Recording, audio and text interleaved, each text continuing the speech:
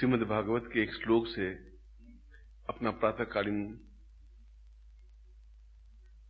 जीवन प्रारंभ कर रहा हूं।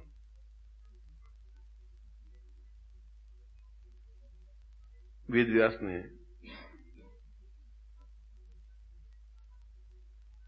अपने श्लोक में कहा है,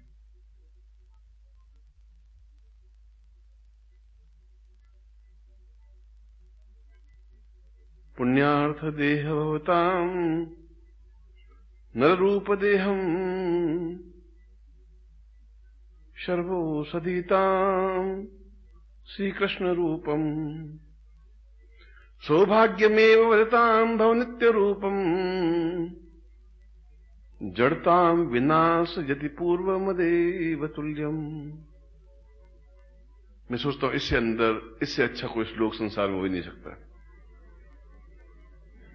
इससे अच्छा गूढ़ विषय को लिए हुए कोई श्लोक नहीं हो सकता।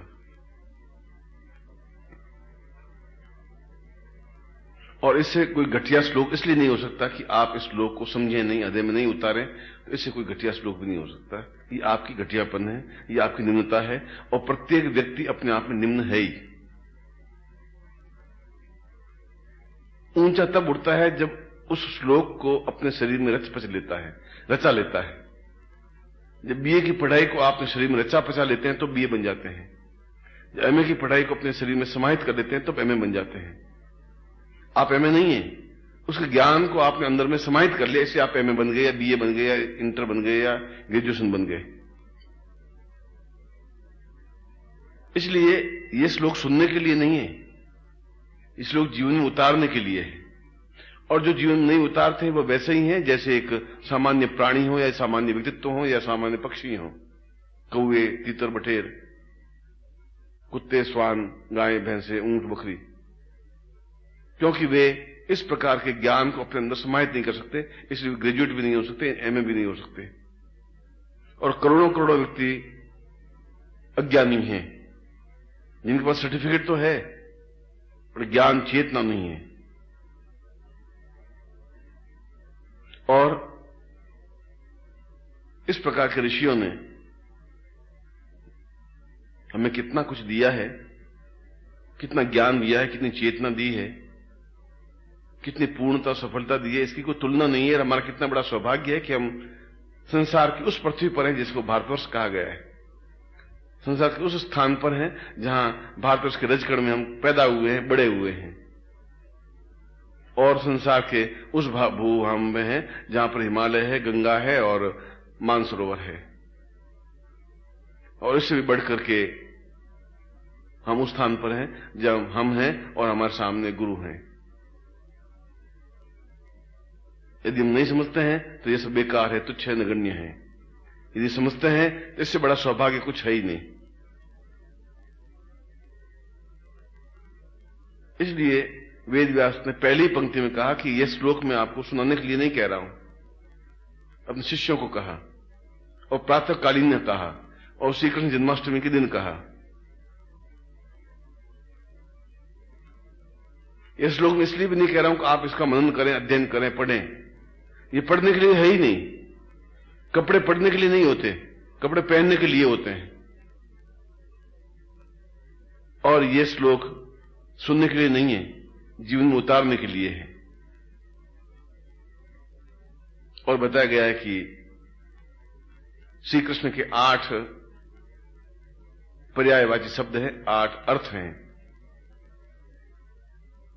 और यदि हम 8 अर्थों को अपने अंदर समाहित करते हैं तो हम सही अर्थों में मानव बन सकते हैं। हमें पता ही नहीं कि श्री कृष्ण के कितने अर्थ हैं या श्री कृष्ण क्या हैं। हमने उनको एक मामूली सा व्यक्ति समझ बैठे हैं, हमने उनको एक माखन चोर समझ बैठे हैं, एक बालक समझ बैठे हैं, एक यशोदा के पुत्र समझ बैठे हैं। हम उनको ज्यादा से ज्यादा तो ये समझ बैठते हैं कि कर्म भूमि में और महाभारत युद्ध में विजयी हुए, लड़ाई झगड़ा किया, युद्ध किया, और ज्यादा से ज्यादा और ज्यादा ज्ञान हो तो गीता जैसे ग्रंथ का प्रवचन किया, गीता जैसे ग्रंथ को लिखा। मगर ये तो कुछ था ही नहीं, ये तो एक नगण्य थी चीज। इतनी सी बात के लिए अगर बहुत महानता प्राप्त हो जाती तो फिर भीष्म भी इतने महान थे। फिर तो अन्य भी कई योद्धा थे जिन्होंने श्री कृष्ण के समान युद्ध किया। अर्जुन भी थे, युधिष्ठिर भी थे, भीम भी थे, नकुल भी थे, सहदेव भी थे, मगर वे इतने उच्च कोटि पे क्यों नहीं पहुंच पाए और कृष्ण इतने उच्च कोटि पे क्यों नहीं पहुंच पाए, यह भीष्म ने, यह वासुदेव ने, यह वेदव्यास ने इस श्लोक में स्पष्ट किया है। श्री कृष्ण का मतलब है सौंदर्य। प्रत्येक व्यक्ति में सौंदर्य होता है, मगर वह सौंदर्य का प्रस्फुटन नहीं कर सकता। और सौंदर्य होता है मन का, बाहरी वस्त्रों का नहीं। बाहरी वस्त्र आपके सफेद हैं, पीले हैं, लाल हैं, हरे हैं कि नहीं, इससे आदमी सौंदर्य युक्त नहीं बन सकता। सौंदर्य युक्त बनता है जब आपके मन में एक कमल खिलता है, एक हृदय में प्रस्फुटन होता है, एक हृदय से सुगंध का झोंका प्रवहित होता है, एक ऐसा लगता है कि मैं गुरु के पास बैठा हूं, ऐसा लगता है कि यह गुरु नहीं है, एक सुगंध का, एक पवन का, एक वसंत का झोंका है, एक वायु वेग है जिसको मैं अपने प्राणों में, नथनों में भर लेना चाहता हूं और भर करके अपने अंदर का सारा दुर्गंध, अपनी न्यूनता निकाल करके उसको इतना आनंद युक्त बना देना चाहता हूं जिससे कि मैं 24 घंटे तक खुमारी में बना रह सकूं, पूरे साल भर तक खुमारी बना रह सकूं। श्री कृष्ण का पहला अर्थ यह है कि हम सौंदर्य युक्त बन सकें आज, अगर बनना चाहें और बनने की क्रिया हो, यदि आपके सामने गुरु हो और यदि बनाने की इच्छा वो रखता हो, यदि आप बनने की इच्छा रखते हो, फिर ऐसा दिन तो वापिस साल भर बाद आता है। उसमें आप होते हैं कि नहीं होते हैं, गुरु होता है कि नहीं होता है, यह विषय होता है कि नहीं होता है, इसकी कोई कल्पना नहीं की जा सकती। और श्री कृष्ण का दूसरा अर्थ होता है पूर्ण संपन्न होना, पूर्णता प्राप्त करना। और पूर्णता प्राप्त बीए और एमए पास करने से नहीं होती, क्योंकि हमारे आज तक के किसी ऋषि मुनि ने बीए एमए पास नहीं किया, कबीर, सूर, मीरा, तुलसी ने भी नहीं किया, वशिष्ठ, विश्वामित्र, गर्ग, अत्रि, कणाद ने भी नहीं किया, कृष्ण ने भी नहीं किया, राम ने भी नहीं किया, महावीर ने भी नहीं किया, बुद्ध ने भी नहीं किया। वे कागज के टुकड़े इकट्ठे नहीं कर पाए। इसलिए ज्ञान और प्रगल्भता, ज्ञान और चैतन्यता वहां प्राप्त हो सकती है जहां अथाह समुद्र है, अथाह सागर है, अथाह मानसरोवर है।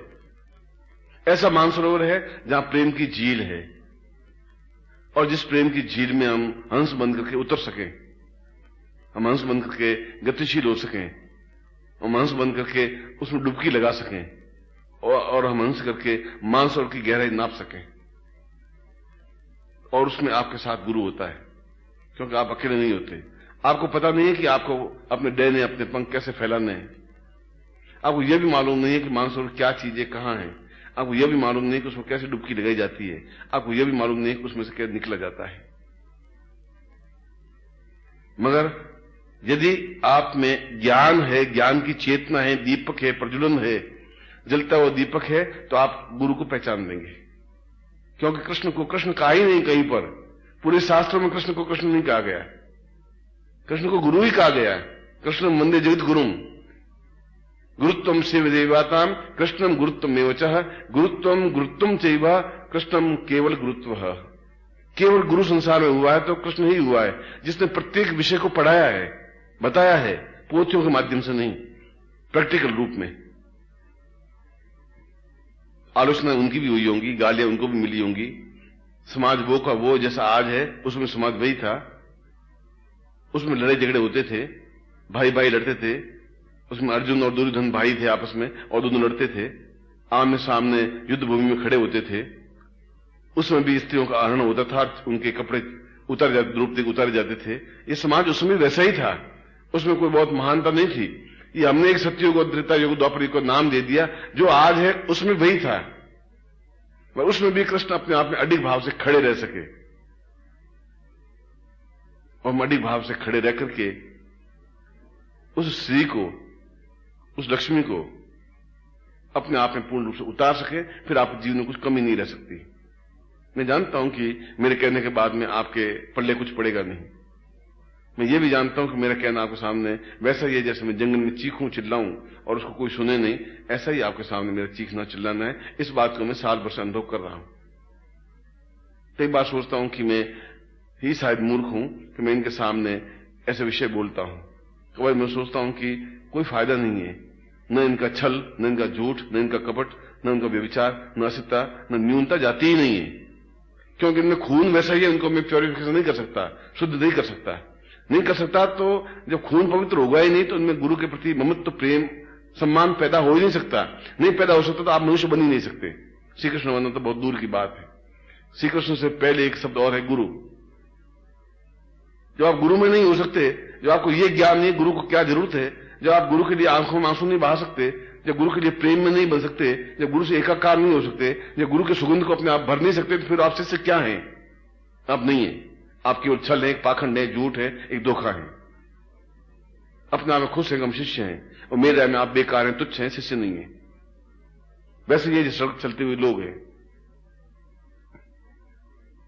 इसलिए जब आप श्री कृष्ण को समझें तो उसके पहले शब्द लगाए हुआ श्री कृष्ण, श्री, और श्री का मतलब है पूर्णता प्राप्त करने की क्रिया। प्रत्येक विषय में पूर्णता प्राप्त करने की क्रिया। शरीर, मन, प्राण, चेतना, ज्ञान, उपयोगिता, दिव्यता, तेजस्विता, उससे भी बढ़ करके अपने अंदर, अपने प्राणों में पूर्ण विराट काय गुरु को समाहित कर देने की क्रिया।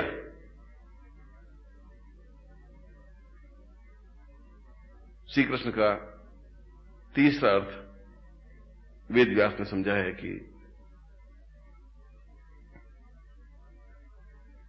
श्री कृष्ण के शरीर से अष्टगंध प्रवाहित होती है। यह अष्टगंध उन शरीर से प्रवाहित होती है जिनका शरीर बहुत अधिक पवित्र होता है। यह अष्टगंध उनके शरीर से प्रवाहित होती है जो अपने आप में दिव्य होते हैं।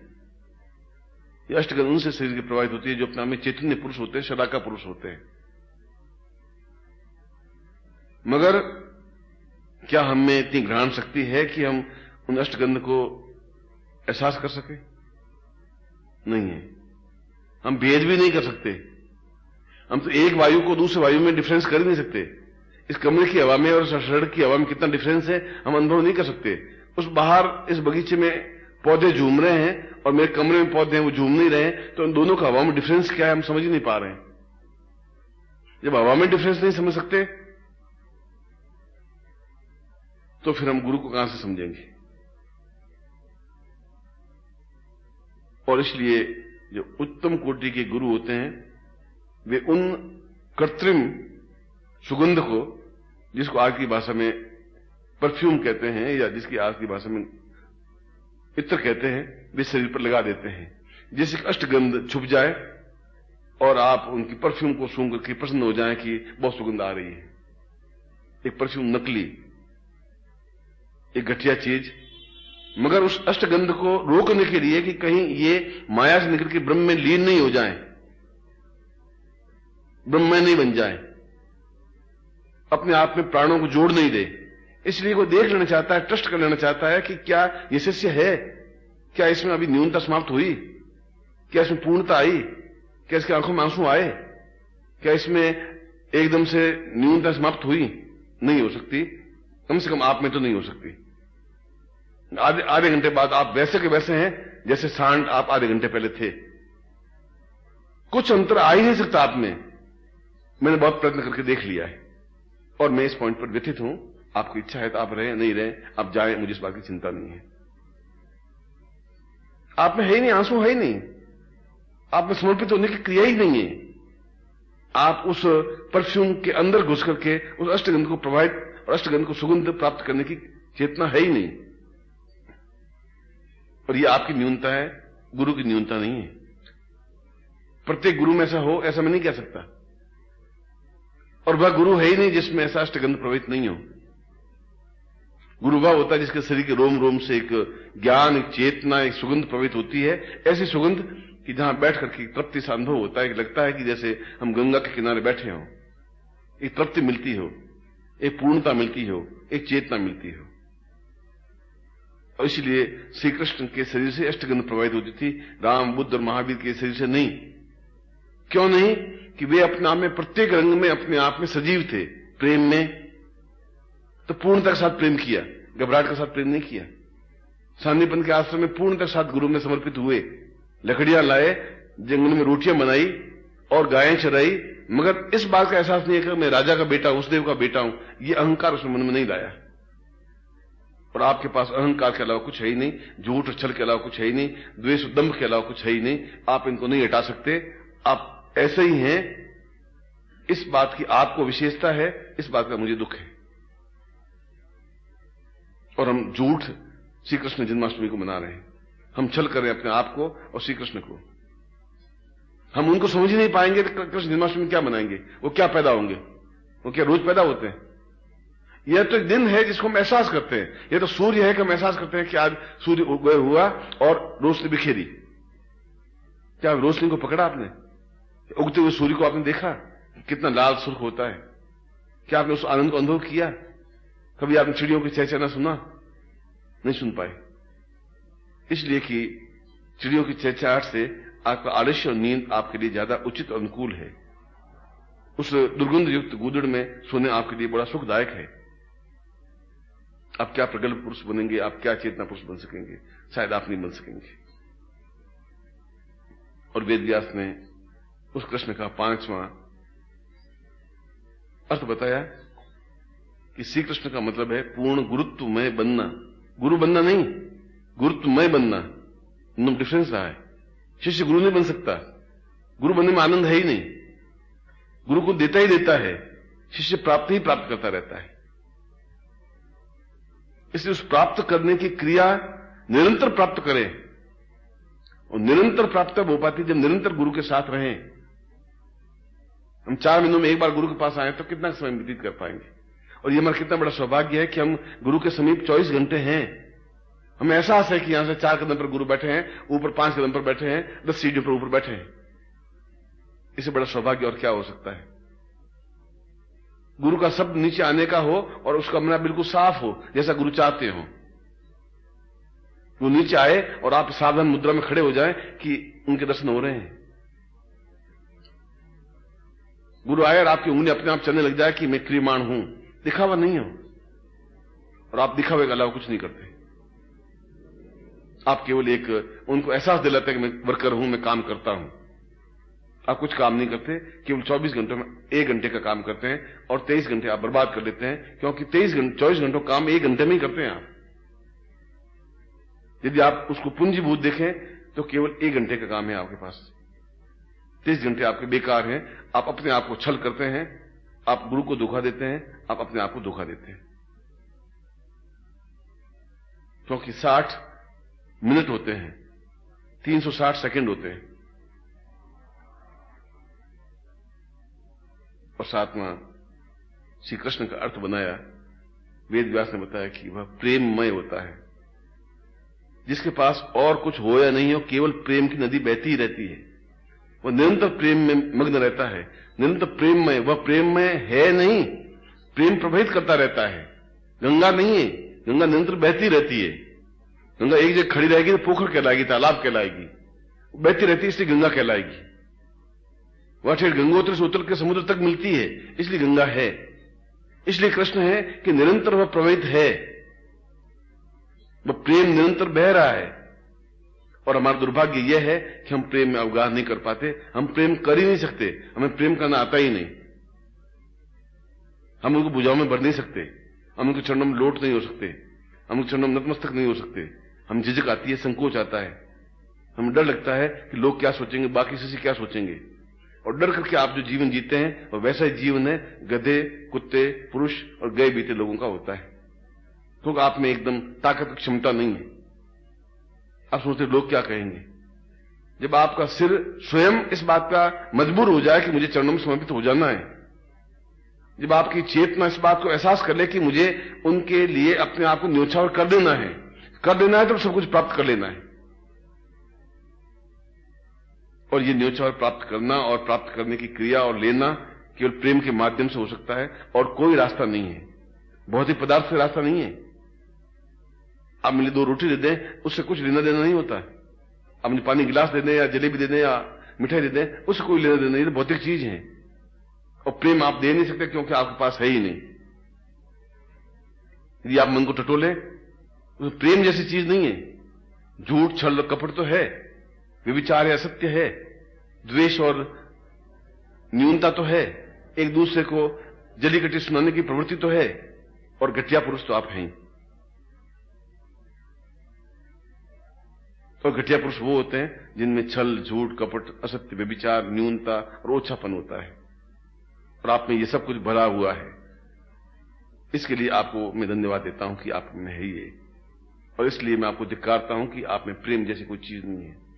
प्रेम रुकता नहीं है, प्रेम मुलस करके, उमुक करके लिप्त हो जाता है, अपने आप में लीन हो जाता है, उनके चरणों में लौट जाता है, उस एकाकार हो जाता है, अपने आप अष्टगंध प्रवाहित होने लग जाती है, अष्टगंध की नदियों में भर जाता है, पूर्ण शरीर में प्रेम और आनंद की वृष्टि होने लग जाती है, वह प्रेम में होने लग जाता है, आंखों में चमक आ जाती है, चेहरे पर एक रौनक आ जाती है, पूरे सारे शरीर में एक वृष्टि होने लग जाती है, एक सुंदर सा आकृति बन जाती है। इसलिए आप प्रेम में नहीं बन सकते, क्योंकि भरे हुए घड़े में कुछ भी नहीं भरा जा सकता, खाली घड़े में भरा जा सकता है, और आपके घड़े में झूठ और छलकपट बहुत भरा हुआ है, पूर्ण लबालब भरा हुआ है। ये मैंने पूरे साल 2 साल से देखा है और देखता जा रहा हूं, कहा भी, मगर आपने जो रास्ता पकड़ा है उस रास्ते से एक लीक भी हटते नहीं है, उस रास्ते को आपके पास बना रहे, मैं यही कह सकता हूं, इसके अलावा कुछ कहना उचित नहीं है। आप खाली नहीं बनते, आप आलस्य छोड़ते नहीं, आप झूठ नहीं छोड़ते, आप छल नहीं छोड़ते, आप पाखंड नहीं छोड़ते, आप एकाकार नहीं होते, आप उसमें लीन नहीं होते, हो ही नहीं सकते, क्यों भरे हुए घड़े, भरे हुए दीपक में और क्या भरा जा सकता है? ज्यादा भरेंगे दीपक बुझ जाएगा।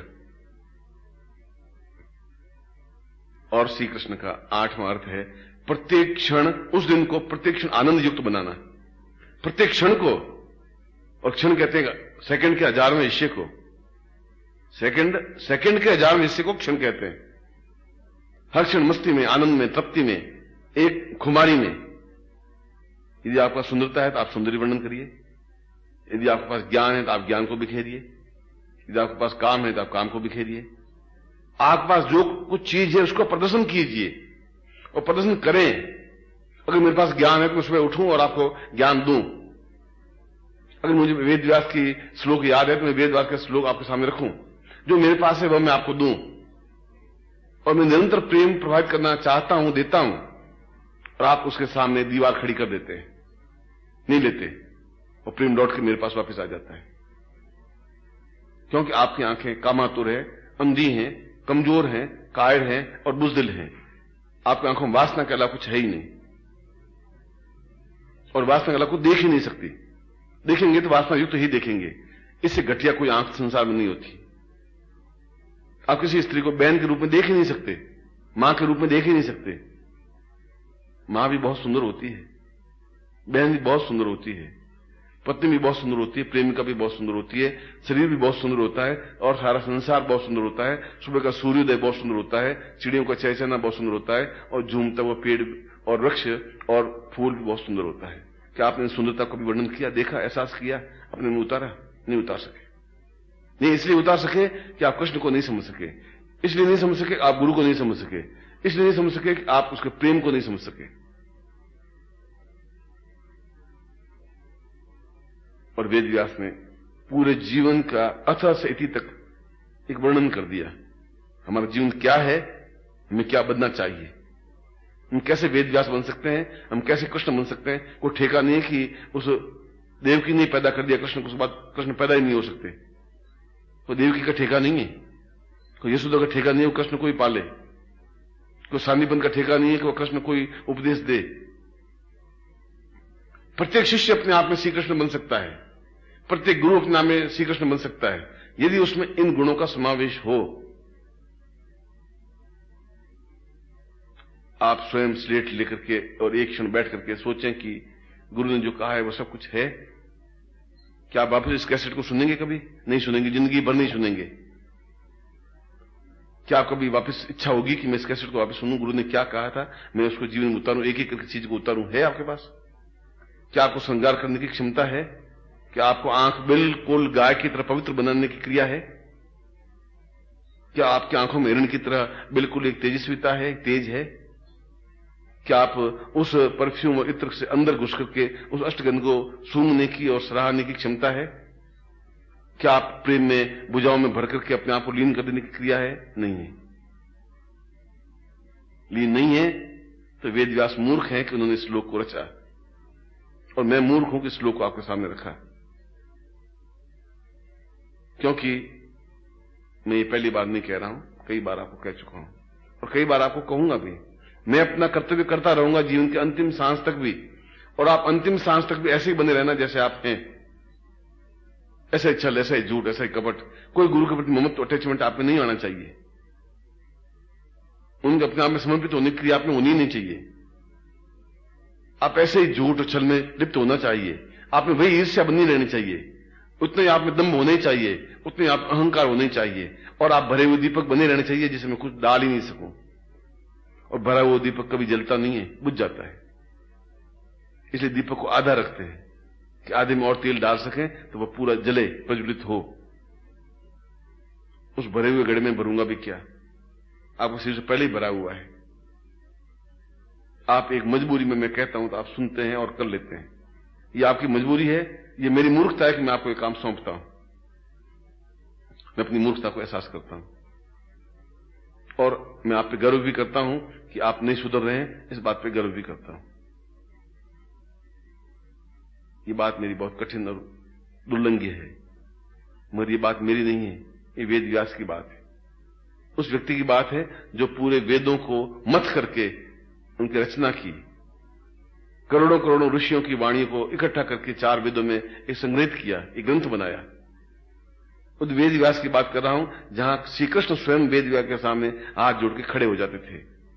उस वेद व्यास की बात कर रहा हूं जो अपने आप में ब्रह्मा कहते थे कि मेरे चारों मुंह में 4 वेद रचित होते हैं। आज जन्माष्टमी है। यदि भगवान आप में कोई पूर्वजन्म के पुण्य आपके हों, बाप दादा परदादा कोई पुण्य बचे हुए हों, तो उनमें से आप एक चीज भी, प्रेम को भी उतार दें जिंदगी में।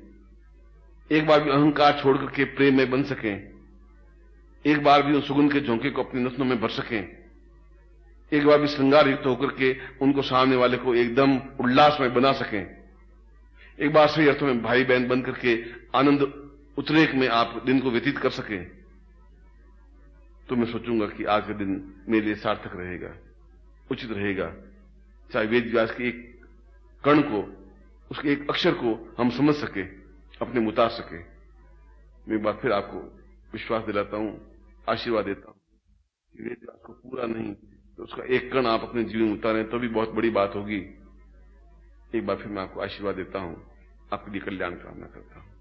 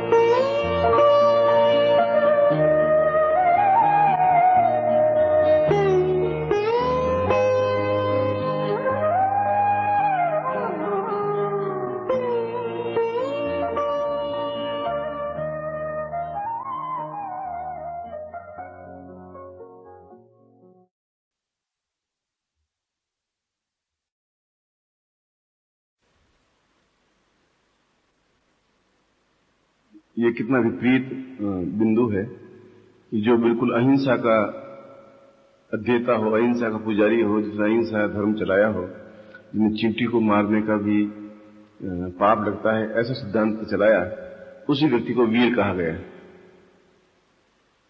और वीर नहीं, महावीर कहा गया। वीर वो होता है जो लड़ाई झगड़ा करता है, या लड़ाई करता है, या युद्ध में शत्रुओं को मारता है या समाप्त करता है, उसको वीर कहते हैं। यहां पर उनका बिल्कुल एक विपरीत अर्थ बन गया कि जिसने बिल्कुल ये कहा कि चींटी पर पांव पड़ जाए तब भी ये समझना चाहिए कि मुझे बहुत पाप लगा है, फिर भी वो महावीर कहलाए। उसके पीछे कारण यही है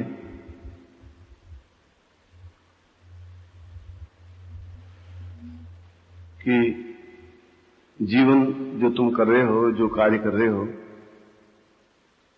वह तुम्हारा जीवन नहीं है। मुझे ऐसे प्रसंगों में एक हनुमान स्मृति है ग्रंथ, उसमें है तो केवल 32 श्लोक ही। हनुमान ने स्वयं उन श्लोकों की रचना की है। वह खुद एक बहुत बड़े विद्वान थे। उन्होंने शिष्य के 6 गुण बताए हैं और उन्होंने कहा कि ये शास्त्र देह भवतम गगनम सदायम पूर्वान परा चिंत्य विचिंत्य रूपम सर्वेषु देव्य भवताम नवशिष्य रूपम ज्ञात्वै तथैव प्रभताम प्रवचन्नि रूपम। उनका कि मैं अपने जीवन में केवल शिष्य बनना चाहता हूं, दास बनना चाहता हूं। आज जिसको हम शिष्य शब्द उच्चारित करते हैं, त्रेता युग में उसको दास कहते थे। दास का मतलब है देने वाला है, निरंतर अपने पास जो कुछ भी है वह देता रहे, उसको दास कहते हैं। किसी के पास शरीर है, तन है, किसी के पास मन है और किसी के पास धन है, और तीनों से मिलकर जो चीज बनती है उसको जीवन कहते हैं। तन, मन, धन और जीवन।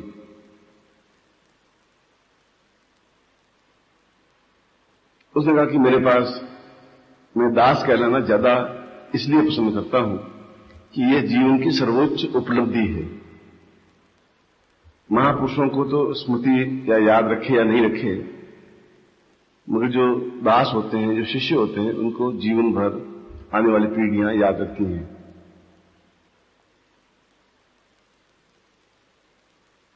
और उन्होंने शिष्य के 6 लक्षण बताए हैं। इस श्लोक में पहले उन्होंने बताया है कि मैं भले कितना ही चीखूं या चाहे श्लोक लिखूं, आने वाली पीढ़ियां इस श्लोक पर अमल नहीं करेंगी, इसलिए कि उनका चित्त निर्मल होगा ही नहीं। उनका चित्त इतना दूषित कलुषित हो जाएगा कि वे अपने जीवन में बहुत अच्छे ऊंचे शिष्य बन ही नहीं सकेंगे। बने तो वैसा ही होगा जैसे चींटी समुद्र को पार कर ले। फिर भी चींटी समुद्र को पार कर सकती है। उसने शिष्य का पहला गुण ये बताया है कि अगर शिष्य बनना ही है, अगर दास बनना ही है, तो फिर समय उसके लिए कोई मूल्य नहीं रखता। केवल ये मूल्य रखता है कि गुरु या स्वामी क्या आज्ञा देते हैं, मुझे उसका कैसे पालन करना है। जो उनका कहना है मुझे पालन करना है, मुझे उसके ऊपर तर्क वितर्क नहीं करना है। दूसरा, उन्होंने बताया कि उसकी नींद एक स्वान निद्रा की तरह होती है। जैसे सड़क पर कुत्ता सो रहा हो और आप बिल्कुल पास में से निकल जाए तो फट आंख खोलता है, आंख को देखता है, फिर आंख बंद कर लेता है। मतलब दिन में 500 आदमी निकलेंगे तो 500 बार उसकी आंख खुलेगी। तो उसकी नींद स्वान निद्रा की तरह होनी चाहिए। ऐसी नींद नहीं कि अघोर नींद सोता रहे, ऐसा भी नहीं है।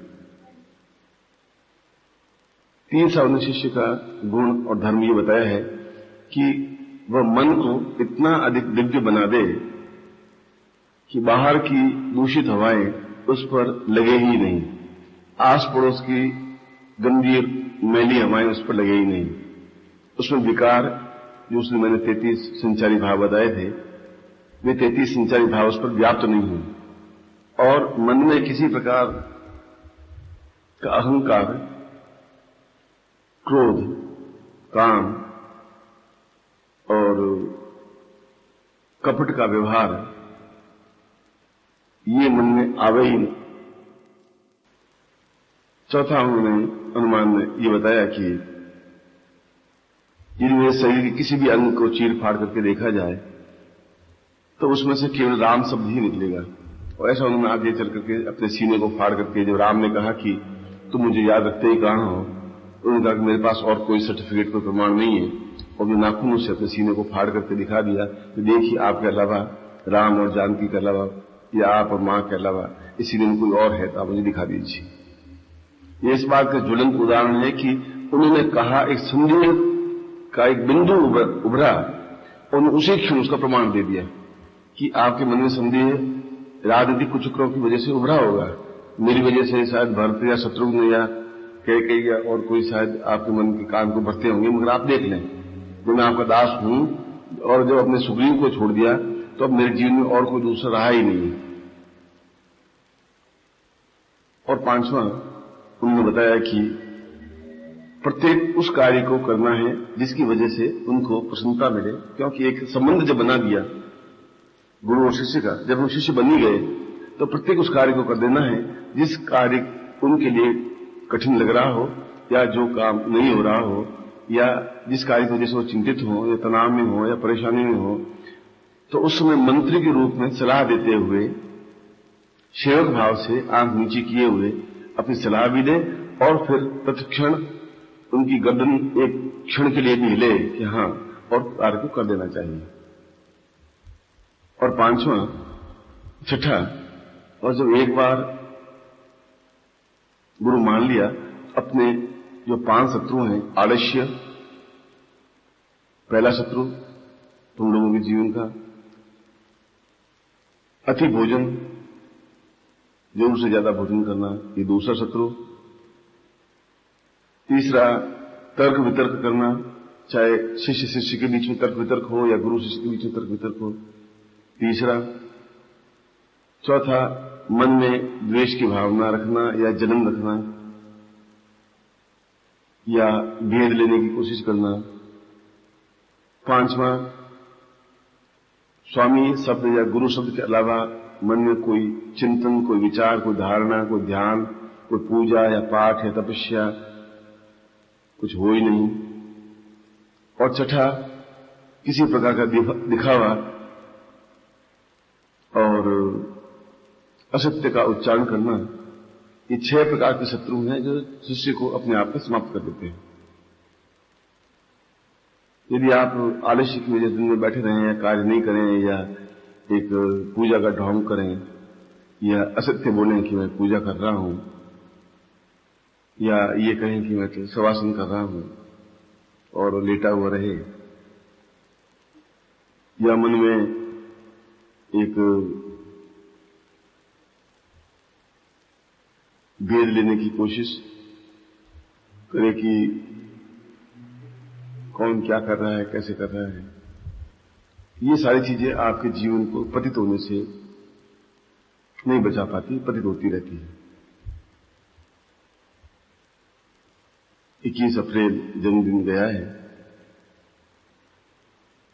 और इस अवसर पर हम संगठित होकर के, एकत्र होकर के, हमारा जो कार्य है पिछले साल की अपेक्षा हम बहुत ज्यादा स्पीड से इस कार्य को संपन्न करें, और अपने सुझाव हों, अपने विचार हों, आलोचना नहीं कि ऐसा और करने से और काम बढ़ सकता है, ऐसा करने से और हमारा संस्था बढ़ सकती है, ऐसा होने से हम और निश्चिंत हो सकते हैं, और जो उन्होंने आज्ञा दे दी उस आज्ञा का केवल पालन करना ही अपने जीवन का निर्माण करना है, अपने जीवन को पूर्णता देना है। मैं व्यक्तिगत नाम लेकर के न तो उसकी अहम मान्यता बढ़ा रहा हूं, और न दूसरों का नई नाम लेकर के उसकी प्रतिष्ठा घटा रहा हूं, मगर आप में से 4-5 ऐसे तो ऐसे हैं जो पूर्ण रूप से समर्पित हैं, उनके मन में और कोई चिंतन है ही नहीं, केवल एक ही चिंतन है कि बस वो आज्ञा दे, मुझे उसका पालन करना है। क्यों करना है, क्या करना है, ये कोई तथ्य, कोई तर्क नहीं है।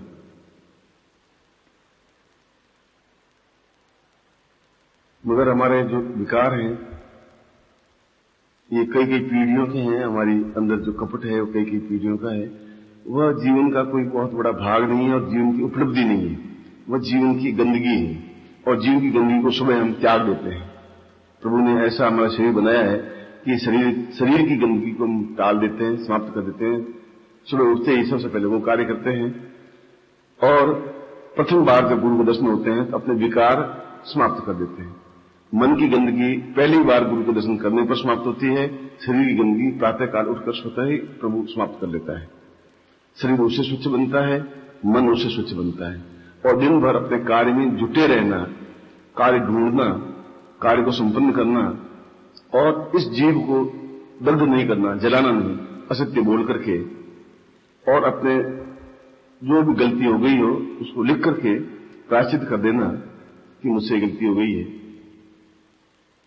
तो कई बार शिष्य अपने मुंह को नहीं खोल पाता गुरु के सामने, खोलना भी नहीं चाहिए, क्योंकि तर्क और वाद विवाद, आप प्रश्न करेंगे गुरु जवाब दे देगा। जब गुरु जी तब प्रश्न किया, आपने जवाब दिया, उसके बाद में आप शांत हैं।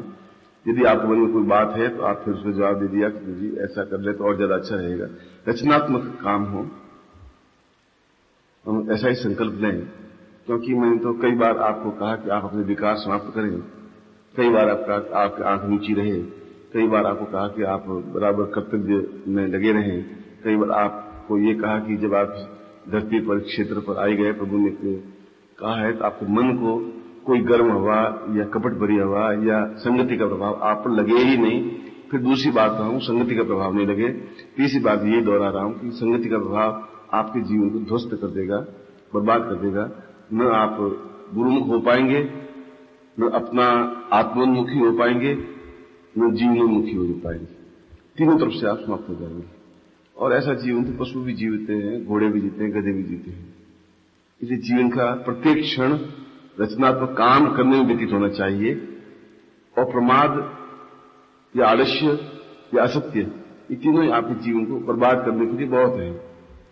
इसलिए मन को पहली बार जो गुरु दर्शनोदय मिले, वह चाहे छोटा हो चाहे बड़ा हो, गुरु मगर गुरु है तो ज्ञान वृद्धों की वृद्ध है, ज्ञान से गुरु वृद्ध होता है। उनके सामने आपकी जबान नहीं खुले और आपके आंखें नम्र हो, आप में श्रद्धा का भाव हो, आपके आंख में एक प्यार हो और समर्पण की भावना हो, और किस प्रकार से हम बराबर रचनात्मक काम करते रहे। सोचिए कि क्या मैं इससे ज्यादा काम कर सकता था आज?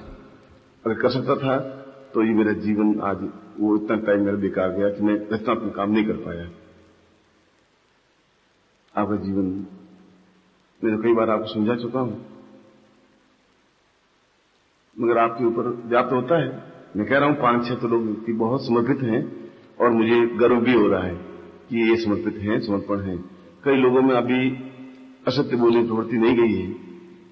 कई लोग अपने जीव को जला देते, सुबह उठते ही तो दिन भर उनकी जीव में सरस्वती का वास हो ही नहीं सकता।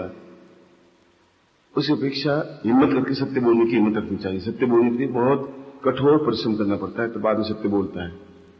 और यदि नहीं बोल पाता तो आपको अपना लिख करके उनके सामने रख देना चाहिए कि मैं आपके सामने अपनी बात नहीं कह पा रहा हूं, मगर मुझसे ये गलतियां हुई हैं।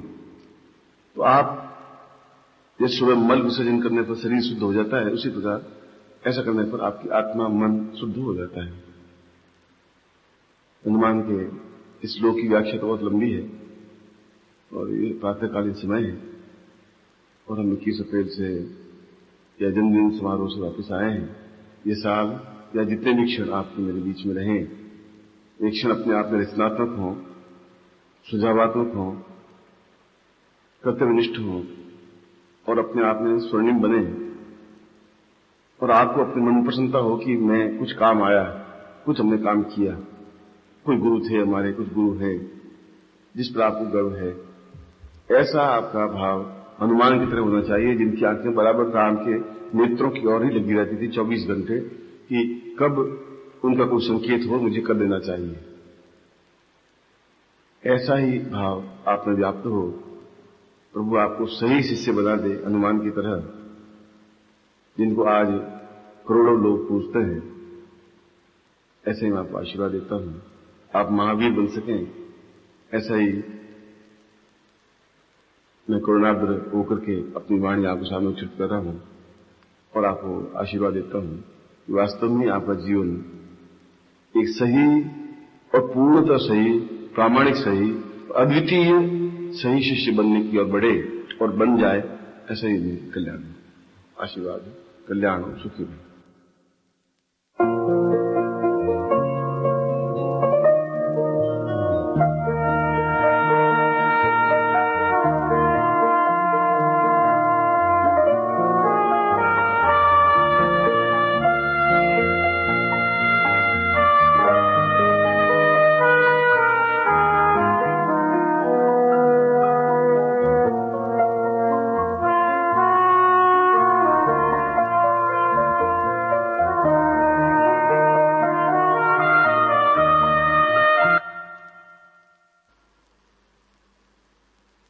व्यत्मं सदैवं ध्रुवं नित्यपूर्णं सदा वै प्रसन्नं रक्षोत्मनेवम् आत्मन्वतां पूर्णमदैव रूपम् सदैव रूपं गुरुवै सदाव्यम्। उन्होंने जीवन की व्याख्या की है कि जीवन एक ऐसा जीवन होता है जो तपती हुई दोपहरी में नंगे पांव गतिशील रहता है, शरीर झुलसता रहता है, पैर में छाले पड़ते रहते हैं, व्यंग्यमान सहन करने पड़ते हैं, उसके बाद भी आदमी गतिशील रहता है।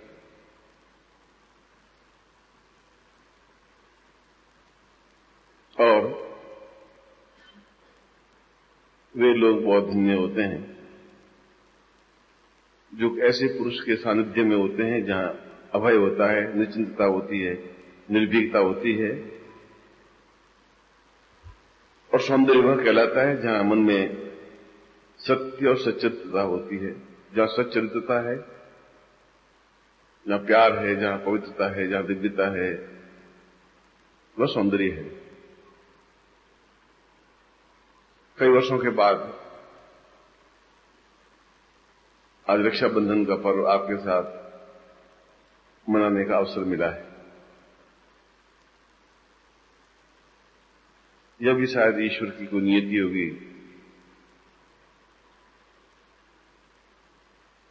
क्योंकि कल माता जी के कम से कम 20 टेलीफोन आ चुके हैं। समझ नहीं पा रही कि गुरु जी क्यों रुके हैं। वहां की स्टाफ का एक फैक्स लेटर मिला कि हमसे क्या चूक हो गई कि आप रक्षाबंधन के दिन यहां नहीं है। मगर रक्षाबंधन का मतलब है कि हम एक ऐसा प्रेम का वातावरण बनाएं, एक ऐसी चरित्रता बताएं कि हमारे अंदर चरित्रहीनता, निम्नता, मैलापन, झूठ, छल और कपट के अलावा कुछ है ही नहीं। क्योंकि जहां रक्त के बूंद बूंद में छल और झूठ और कपट होता है, उस रक्त की बूंदों से प्यार नहीं दिखा जाता। जिन रक्त की बूंदों में नफरत लिखी होती है, उन रक्त की बूंदों से अपने आप में आनंद की अनुभूतियां नहीं की जा सकती।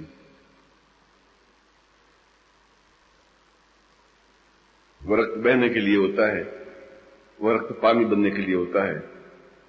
जीवन में वह रक्त बहता है, कभी चोट लगने पर और मरने पर केवल 30 मिनट के अंदर अंदर वो पूरा रक्त पानी बन जाता है। मगर कोई इच्छा, कोई कारण, कोई उद्देश्य होगा कि मैं आप लोगों के बीच में हूं।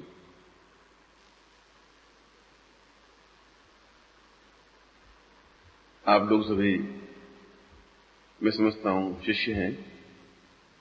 समझता शब्द इसलिए लगा रहा हूं कि अभी तक आप में वह भाव आना चाहिए जहां आंख में एक हिरण की तरह पवित्रता का बोध हो। आप अगर गाय और हिरण की आंख देखें तो उसमें बहुत सच्चित्रता होती है, बहुत निर्मल होता ही है, और बड़ा अपनत्व का भाव होता है जहां किसी प्रकार गंदगी और मैलापन नहीं होता। हम कर्म क्या करते हैं वो बात अलग है, और आंख क्या है वह बात अलग है। आज का दिन रक्षा का दिन है और राखी का मतलब है जो रक्षा कर सके, जो रक्षा की निवेदन कर सके। राखी शब्द रक्षा से बना है। रक्षण तो वे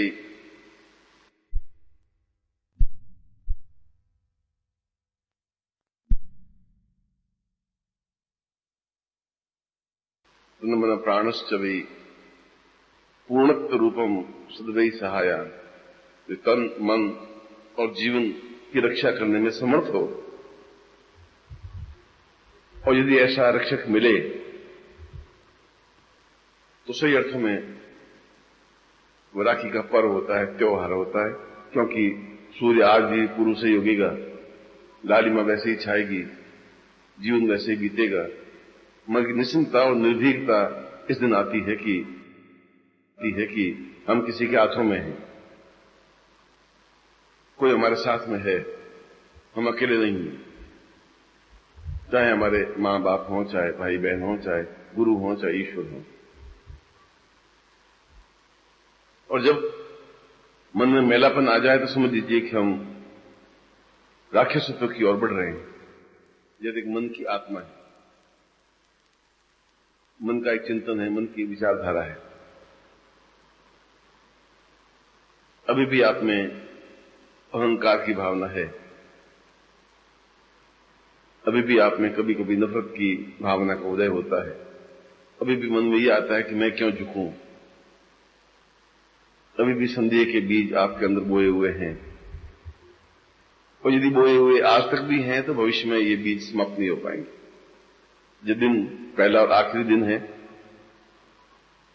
जब आप मन से एक दूसरे के प्रति प्यार प्रदर्शित कर सकेंगे,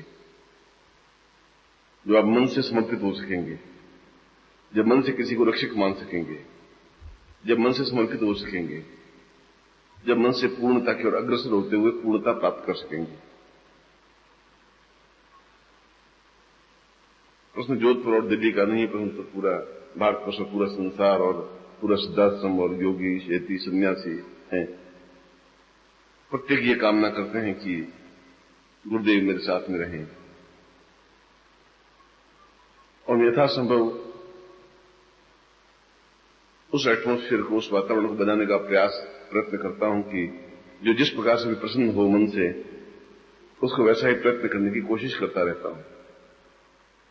परिवार में 5 लोगों को प्रसन्न करना भी बहुत बड़ा कठिन कार्य है। पूरे भारतवर्ष में लाखों लोगों को प्रसन्न बनाए रखना बहुत कठिन कार्य होता है। सभी लोग समर्पित होते हैं, डिवोटी होते हैं, प्रसन्न होते हैं और आज्ञा पालन के लिए तत्पर होते हैं। यह तो विशेषता की बात नहीं कह रहा हूं। जब आपके पास एक प्रेम का सागर उमड़ रहा हो, उसमें जो भी स्नान करेगा वो अपने आप में प्रेममय बनेगा ही बनेगा।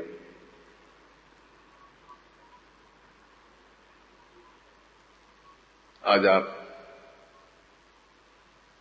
नफरत को दूर कर दें, और कोई छोटा और कोई बड़ा नहीं होता। आप इतने महान नहीं हैं कि हिमालय से भी ऊंचा आप कैसे रो सके। आप इतने घटिया भी नहीं हैं कि आपको कोई ठोकर मार करके चल सके। आप उस स्टेज पर खड़े हैं जहां 2 रास्ते हैं, राक्षस की ओर और देवत्व की ओर। जहां आप उन्हें मैल आएगा, किसी के प्रति संदेह पैदा होगा, तो समझ लीजिए कि मैं राक्षसत्व के पगडंडी पर 5-7 कदम बढ़ा हूं और वह जीवन का पतन है, जीवन की निम्नता है।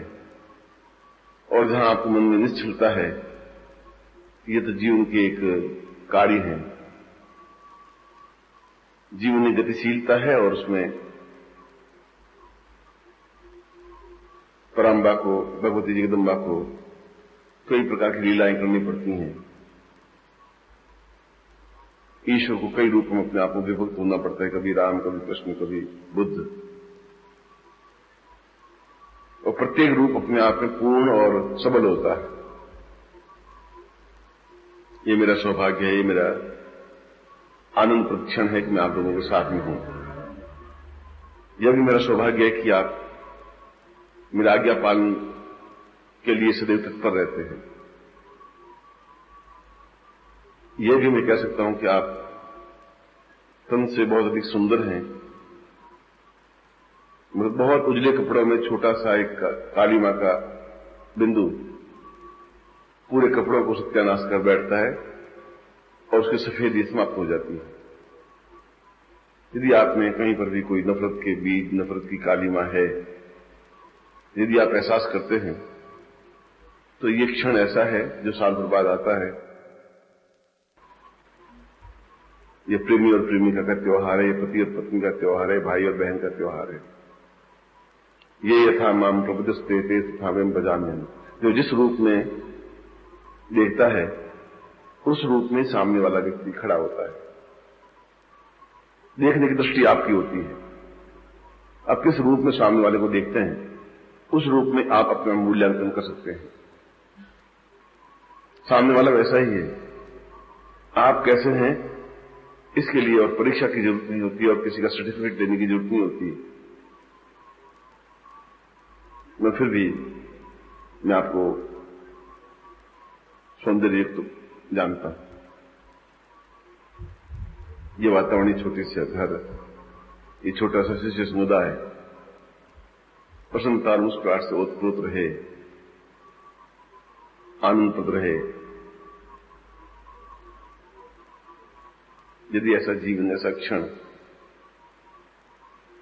आपके साथ मुझे व्यतीत हो सकें, और ये जीवन तो कितना है जितना समुद्र में एक पानी का बुलबुला होता है, बनता है, फूट जाता है। इस ब्रह्मांड में इस जीव का कोई अस्तित्व नहीं होता।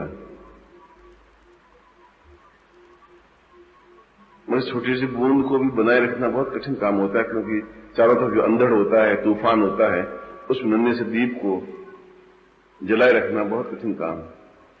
जब त्याग करना पड़ता है, छोड़ना पड़ता है, और जहां नफरत है वहां से अपने आप को हटाना पड़ता है। जो मैं ही जानता हूं कि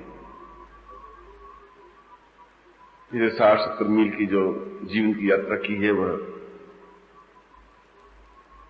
कितनी गर्म दोपहरी, कितनी तपती हुई धूप और कांटों के बीच में यात्रा की है। जहां पैर लहू-लुहान हुए, जहां बड़े बड़े शूल कांटों से पैर छिले हैं। भीष्म को तो शायद 108 बाण लगे थे और ससैया पर पड़ गए थे। और यदि मैं अहम मान्यता नहीं करता तो शायद कई हजार तीर मेरे जीवन में लगे हैं और लगते जा रहे हैं। मगर ये तो जीवन है, ऐसा होगा ही।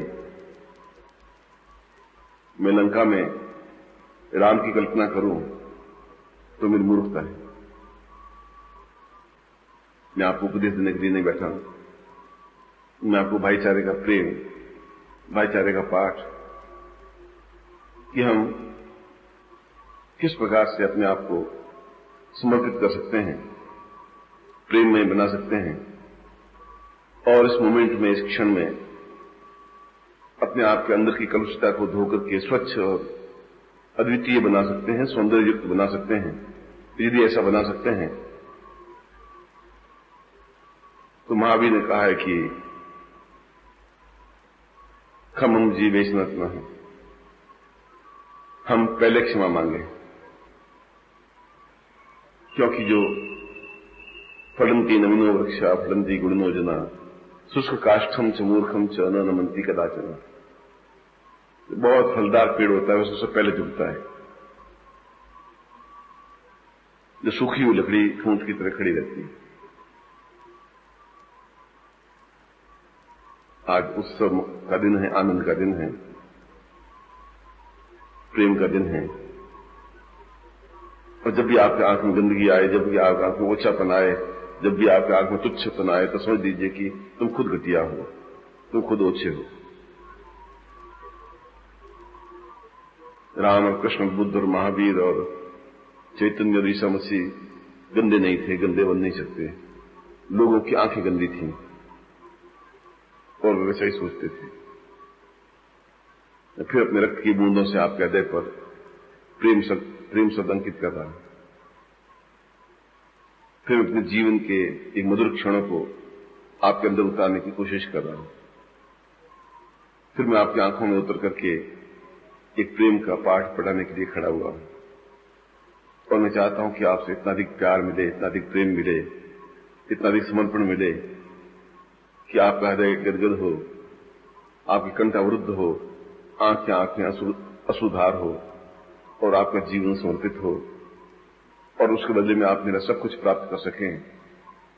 मैं ऐसा ही आपको आशीर्वाद देता हूं, ऐसे ही आपको कल्याण कामना करता हूं।